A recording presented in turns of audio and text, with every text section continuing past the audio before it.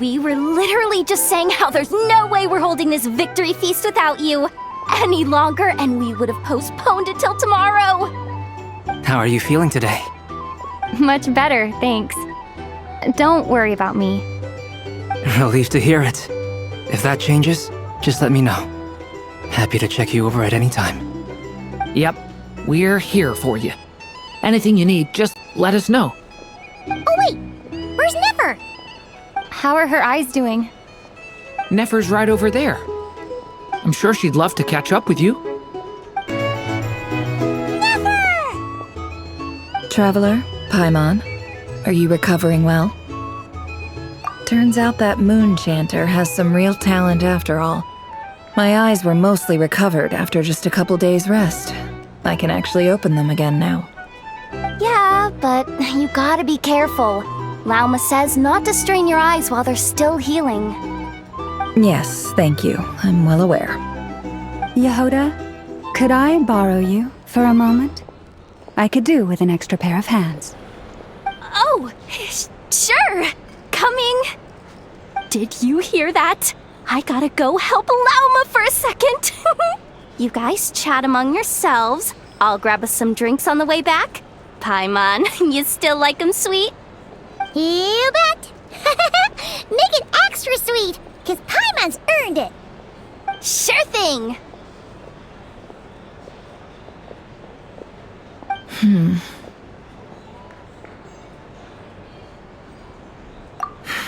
The Raker of Solnari.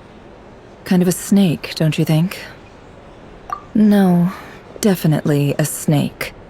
A poisonous one who spewed his venomous hatred everywhere. Anyone who seeks revenge out of hatred for other people has become a snake. That's something my dad used to say. Perhaps. I'm sure it sounds like a very wise and open-hearted perspective to your ears. But me? I think hatred is a perfectly justifiable emotion. What else is left when everything you depended on in life gets stripped away? Something's gotta fuel that drive to keep on living. If you're worried about me, you can nip that in the bud. I'm not someone who gets stuck in the past. It's just... I suddenly feel like I was wrong to call my father a liar. He was just a fool. That's why the academia turned their back on him, and why the other tribes ganged up on him. Oh, father. How much better things could have been if you were a skilled liar. Look at the Ibis King. Thoth is a fiendishly cunning liar.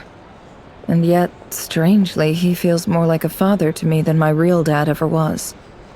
He's never brought it up, but I'd bet he feels the same way. Why else would he give me the power to perceive the truth, while at the same time training me in the art of deception? Well, King Deshret banished him to Aru, which is essentially a prison, and posed 3 questions to him. He promised that he'd have his freedom if he could find the answers. His response was to take on a physical form and approach me, hoping that I could become his envoy and search for one of the answers on his behalf. Did he really think I'd fall for that? He's stuck there. He can't make me return what he gave to me. So that's enough for you to decide he's nice, is it? He's a prisoner, and he was scared. So he decided to perform some good deeds to win people's approval. He lives in fear because he's a deceiver. How is Rerir any different? You can't work as a spy your whole life and expect a happy ending. It's preposterous. Yet I can't say I don't understand it. Liars live in the darkness of their own making, but it's still human nature to want to go on living. They say that a liar's soul is the most worthless thing in the world. What do you think? Good. If you understand that, it means you're smart, and you see things objectively. If you ask me, the soul of a liar really is worth nothing, because all they care about is themselves. For example, when something good falls into my lap, I don't go sharing the news around. Stops other people trying to steal it from me.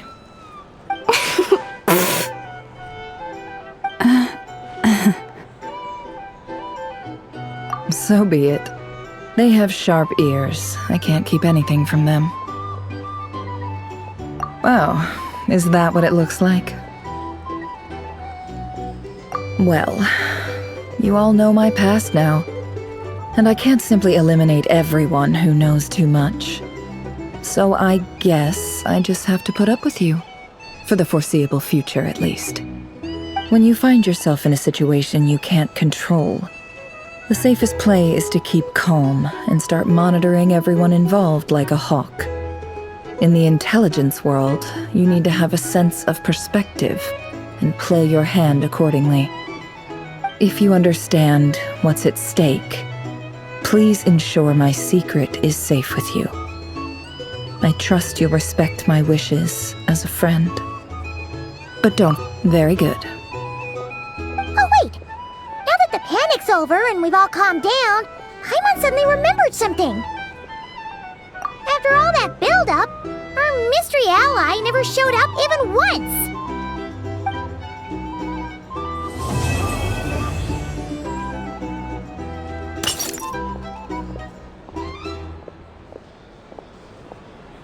Huh?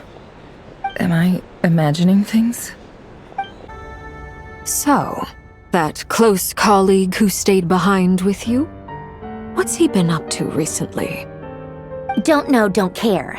I get more normal human interaction from hanging out with Bosco too than him. Although, now you mention it, he hasn't bothered me in a while. I wonder if... If he's disappeared without a trace, it's the biggest gift he ever gave to the world. But I somehow doubt that's what's going on. He won't lie low forever, so we'd better stay on guard.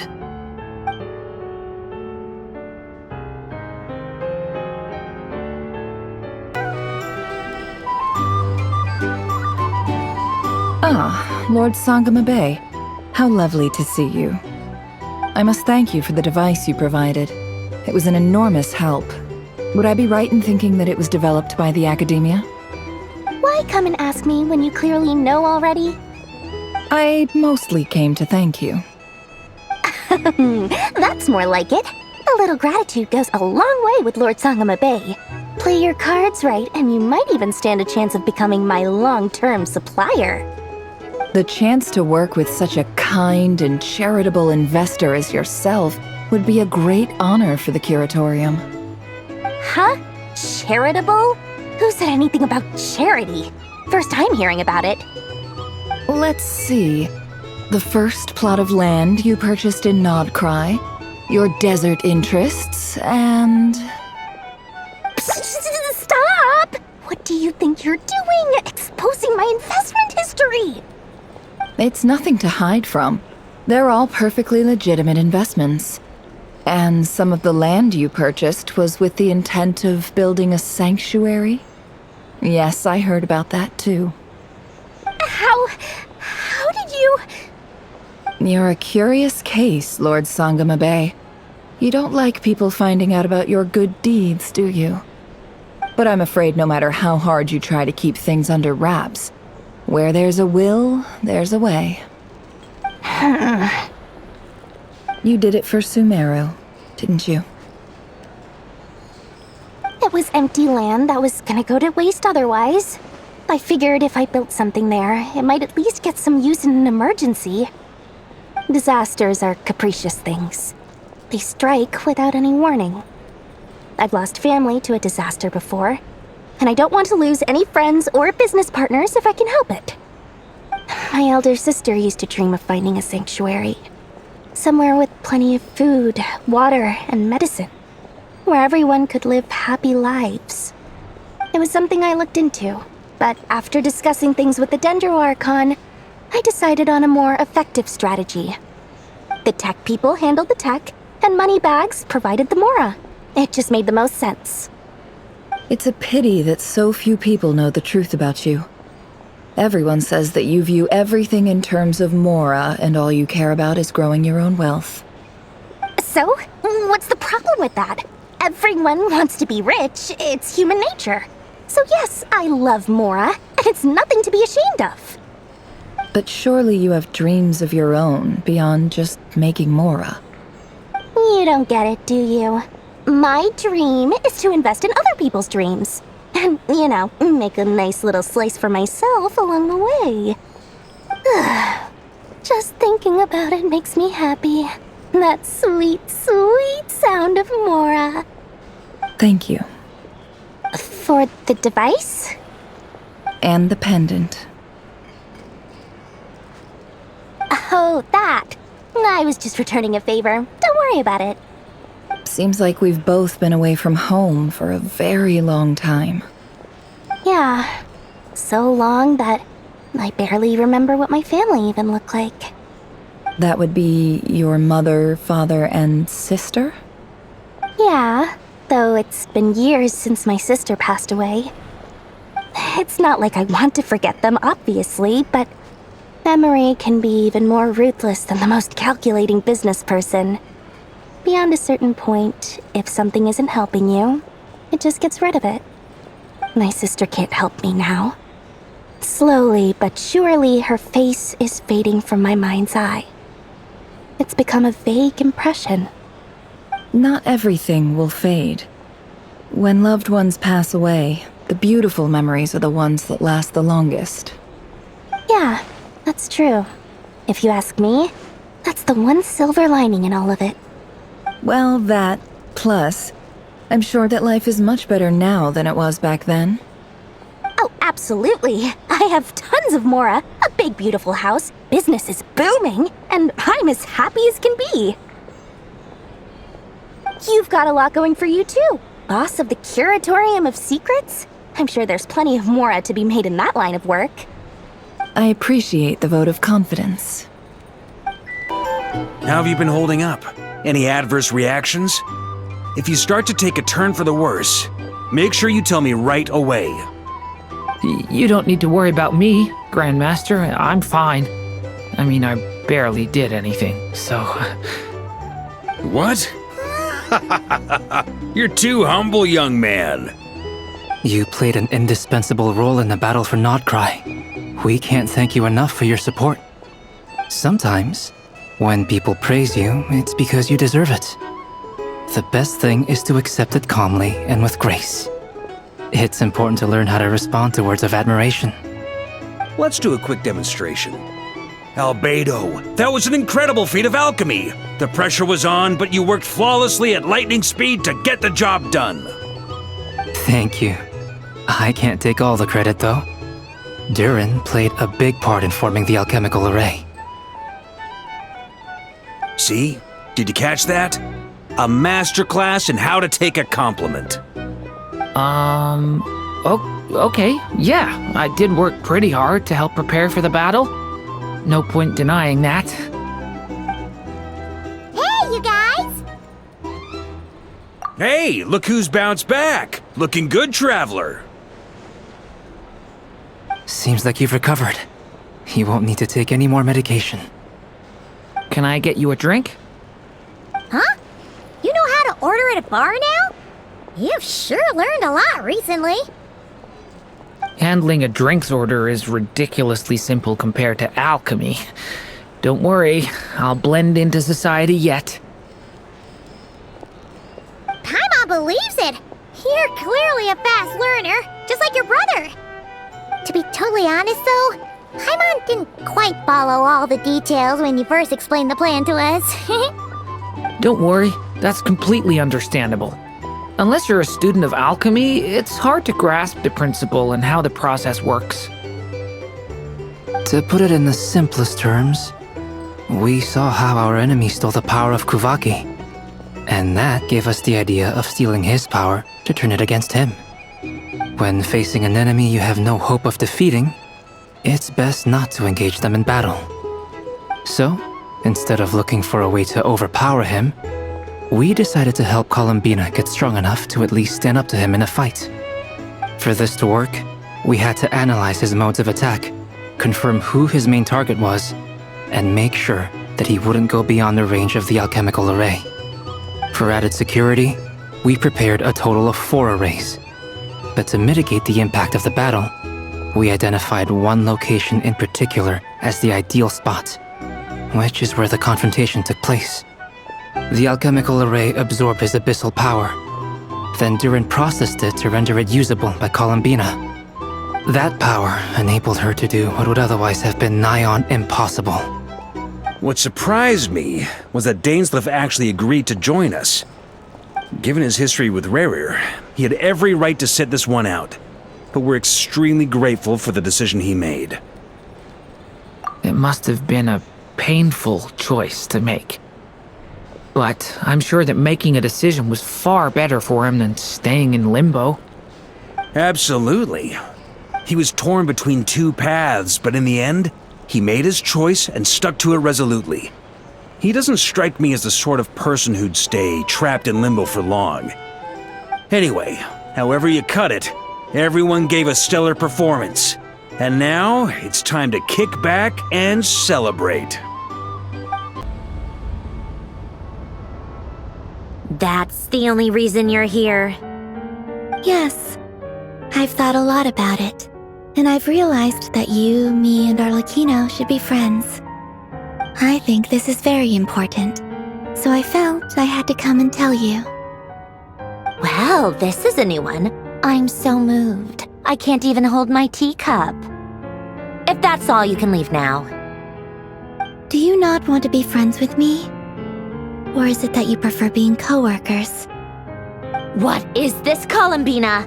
Are you deliberately testing my patience threshold? Right now, my politeness module is active. But if you say another word, I swear I'll shut it down. If your politeness module was active, wouldn't you say the word please at some point? Polonia, please see Lady Columbina to the door. Will you still invite me to your next tea party? What? Yes, I think you will. Bye-bye, dear Sandrone.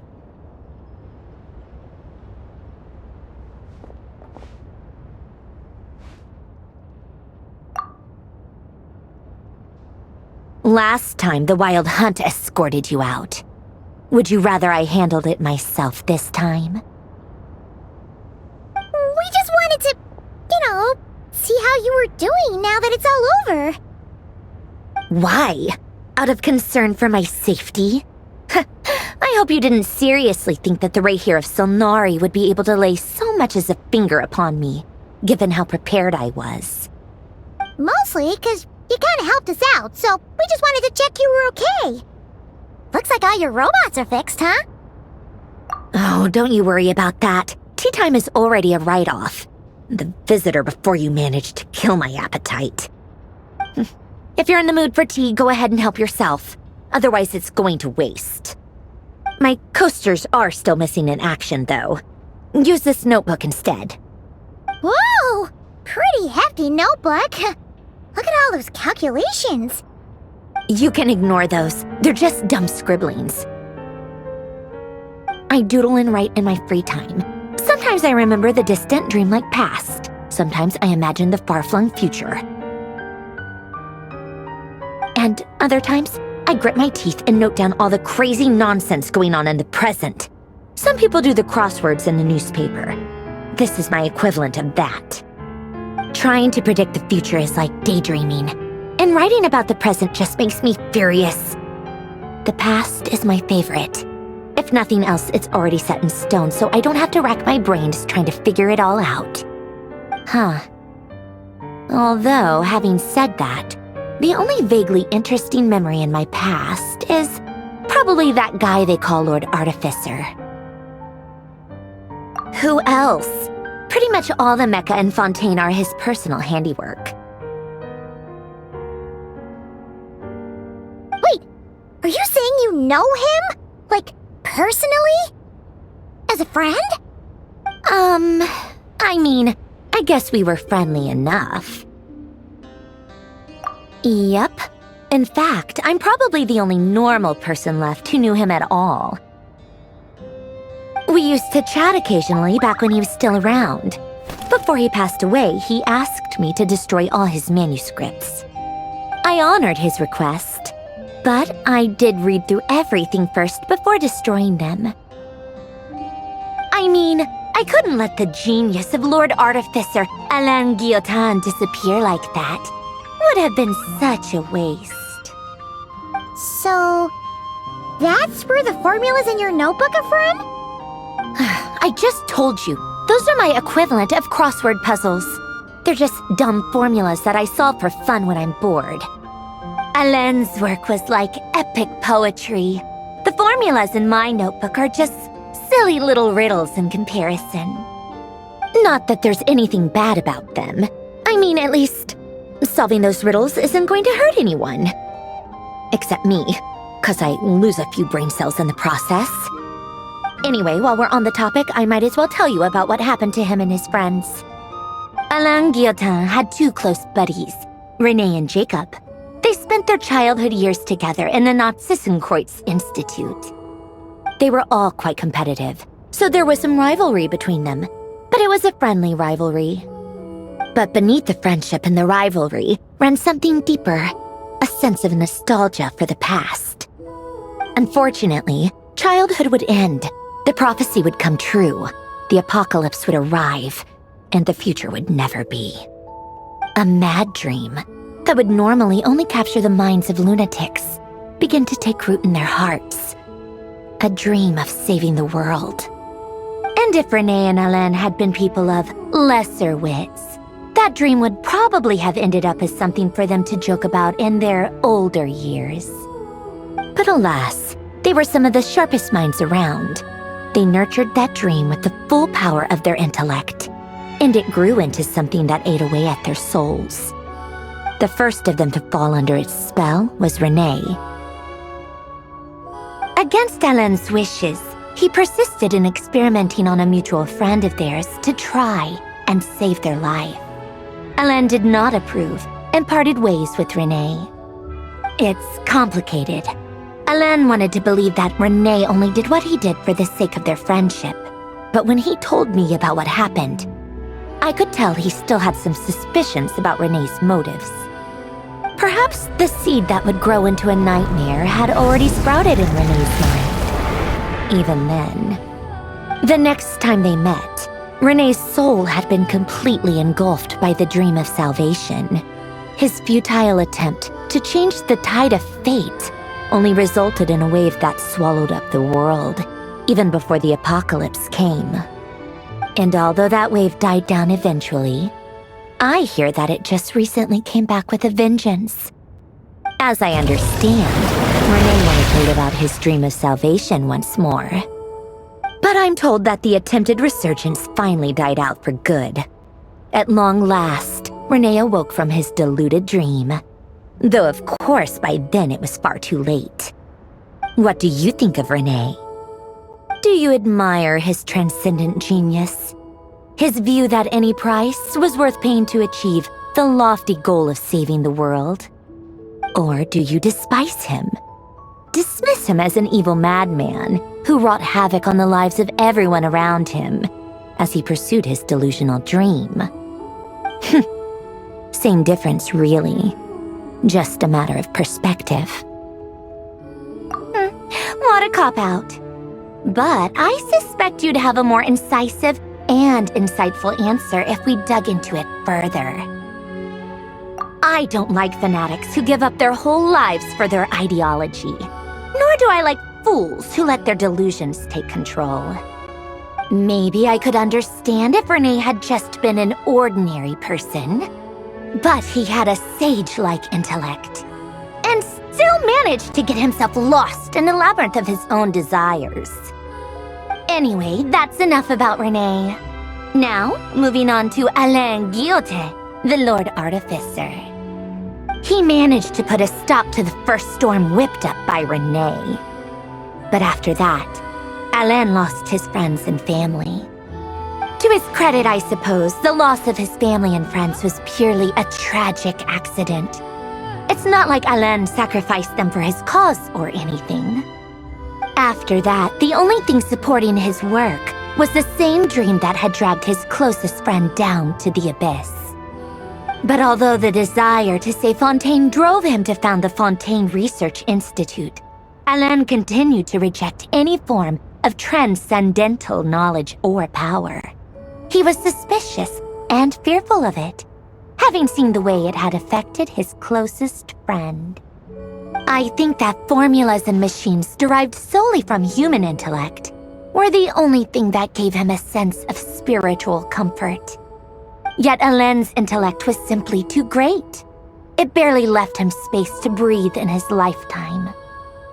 Once he realized that the end of his life was approaching, he finally accepted the truth. The Nazissenkreuz Institute needed someone, and a human being, to see its story through to the end. He quit working on his formulas, trading them in for the fairy tales that had played such a formative role in his childhood, but which he'd barely touched in his adult life. He told me that the director of the Nazissenkreuz Institute used to read those fairy tales to the children as bedtime stories. Apparently, they worked wonders at sending kids off to sleep. I think that all he wanted at that time in his life was to be able to sleep deeply without being plagued by depression. By that point, nothing else really mattered. At the very end, he laid down to rest in the ruins of the former Nazissenkreuz Institute orphanage, while the Fontaine Research Institute he had founded continued tirelessly with its work.